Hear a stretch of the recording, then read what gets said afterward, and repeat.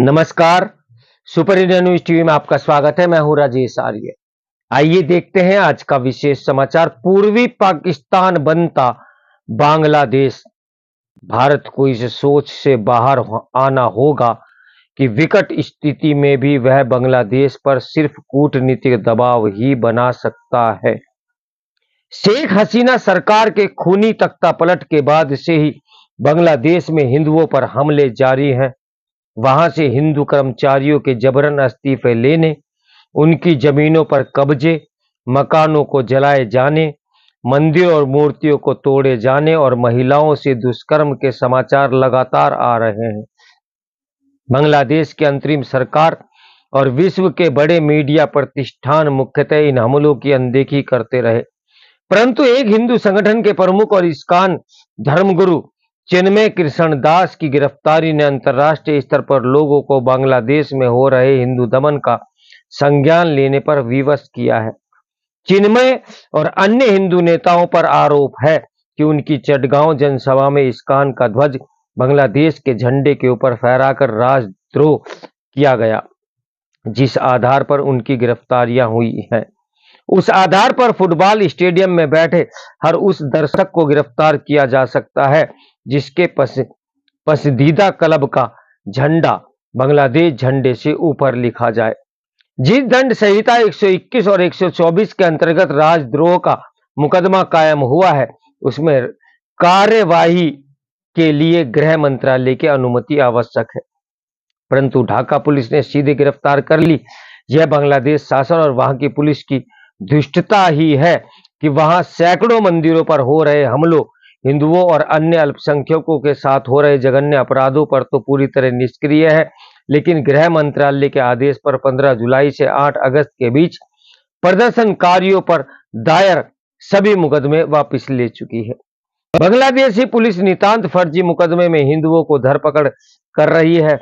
ध्यान देने वाली बात यह है कि बांग्लादेश नेशनल पार्टी के जिस नेता फिरोज खान की शिकायत पर हिंदू धर्म गुरु को गिरफ्तार किया गया, उसे बीएनपी ने इस बेहुदा शिकायत के लिए पार्टी से निलंबित कर दिया।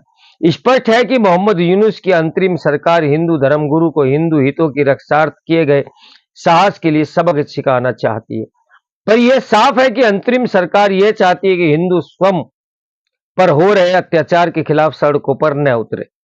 चिन्मय कृष्ण दास की गिरफ्तारी की अंतर्राष्ट्रीय आलोचना के बावजूद अन्य लोगों के अलावा 2 और इस्कॉन संतों को गिरफ्तार किया गया है। इस्कॉन के कई बैंक खाते भी सीज किए गए हैं। उससे जुड़े संतों को भारत आने से रोका जा रहा है। चिन्मय के वकील रमन राव पर जानलेवा हमले से खौफजदा कोई भी वकील उनकी पैरोकारी के लिए आगे नहीं आ रहा है।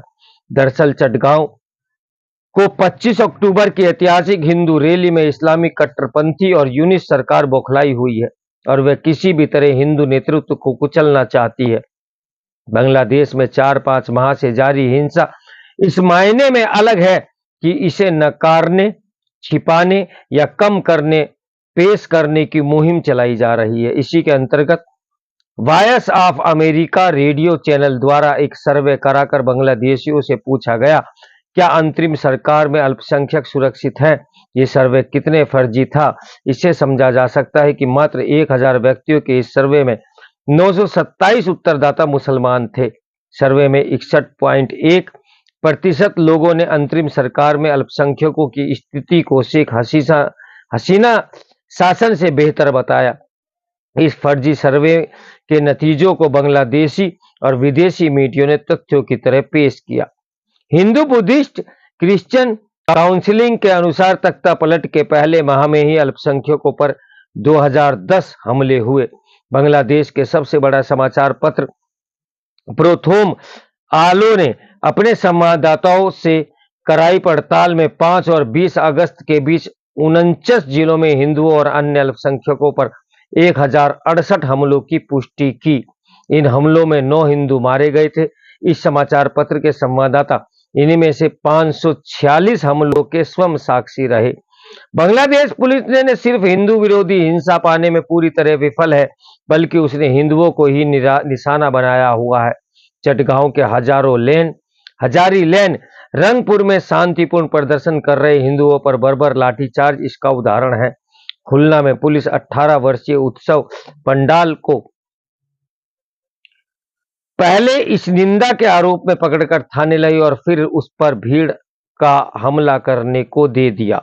अल्पसंख्यकों की इच्छा के विरुद्ध बने पश्चिमी और पूर्वी पाकिस्तान बांग्लादेश में यदि अल्पसंख्यक खतरे में आते हैं तो इनकी रक्षा की नैतिक जिम्मेदारी भारत को की ही बनती है। बांग्लादेश के संबंध में तो भारत की भूमिका और अहम हो जाती है क्योंकि उसके निर्माण में उसका महत्वपूर्ण योगदान रहा है। चूंकि वहां जब भी हिंदुओं पर हमले शुरू होते हैं तब शरणार्थियों के जत्थे भारत की तरफ आते हैं, इसलिए भी अल्पसंख्यकों पर हो रहे अत्याचारों को बांग्लादेश का अंतरिम मामला कहकर पल्ला नहीं झाड़ा जा सकता। हालांकि भारत सरकार ने बांग्लादेश और अंतरिम सरकार के अल्पसंख्यकों की जान माल की रक्षा करने की अपील की है, परंतु यह पर्याप्त नहीं। जब बांग्लादेश का शासकीय तंत्र फिर से पूर्वी पाकिस्तान बनने की ओर चल पड़ा है तब भारत को भी अपने रिश्तों को पुनर्मूल्यांकन करना चाहिए। यदि भारत यह सोचता है कि डोनाल्ड ट्रंप के राष्ट्रपति बनने के बाद कूटनीतिक प्रयासों द्वारा वह बांग्लादेश पर दबाव बनाएगा तो तब तक तो बहुत देर हो चुकी होगी। अल्पसंख्यकों की रक्षा के लिए भारत बांग्लादेश में संयुक्त फोर्स की तैनाती का दबाव बना सकता है। ऐसी मिसाल अफ्रीका में देखने को मिलती है, जहां अल्पसंख्यकों की रक्षा के लिए कुछ देशों में संयुक्त फोर्स की तैनाती की गई है। समय आ गया है कि बांग्लादेश के भीतर ही अल्पसंख्यकों के लिए स्वतः शाही क्षेत्रों के निर्माण के लिए जोर दिया जाए। अपने भौगोलिक स्थिति के चलते बांग्लादेश बहुत सी आवश्यक वस्तुओं के लिए भारत पर निर्भर है। भारत को आर्थिक प्रतिबंध और व्यापारिक अवरोध समेत सैन्य हस्तक्षेप का विकल्प भी खुला रखना चाहिए। भारत को इस मानसिकता से बाहर निकलना होगा कि विषम से विषम स्थिति में भी वह सिर्फ कूटनीति अंतर्राष्ट्रीय दबाव का ही सहारा ले सकता है। भारत को यह देखना होगा कि यह उसके इतर क्या कर सकता है। तो मेरे साथ बने रहें सुपर इंडिया न्यूज टीवी की ब्रेकिंग न्यूज के लिए। नमस्कार, मैं हूं राजेश आर्य।